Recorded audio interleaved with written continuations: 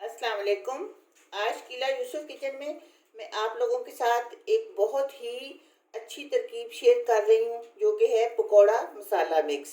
यानी कि जब हमने पकौड़े बनाने हैं तो जो मसाले हमने डालने हैं वो हम पहले मिक्स करके रख लेंगे। तो चलिए शुरू करते हैं, देखें कि ये मैंने किस तरह बनाए हैं।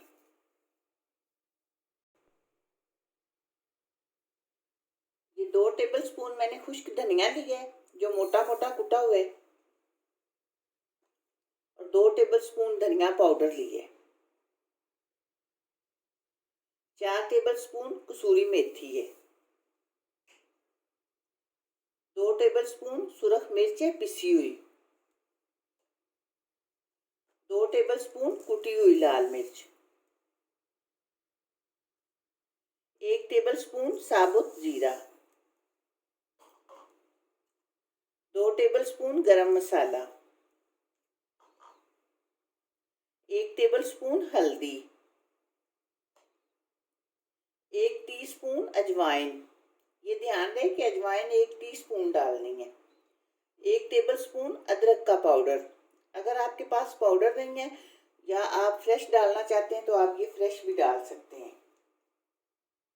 1 टेबल स्पून लहसुन पाउडर, 1 टेबल स्पून अनारदाना पाउडर,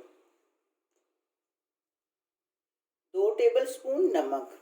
नमक आप अपने टेस्ट के मुताबिक बढ़ा भी सकते हैं और कम भी कर सकते हैं। आप इन सब चीज़ों को अच्छी तरह मिक्स कर लेते हैं।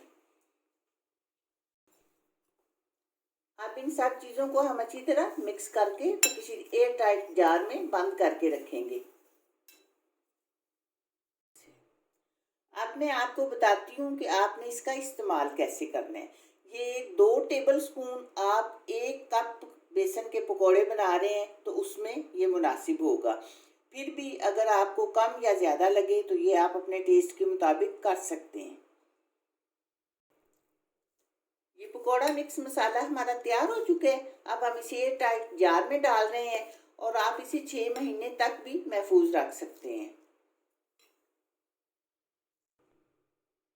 दुआओं में याद रखिएगा। मिलते हैं इंशाल्लाह बहुत जल्द एक नई और अच्छी वीडियो में। अल्लाह हाफिज।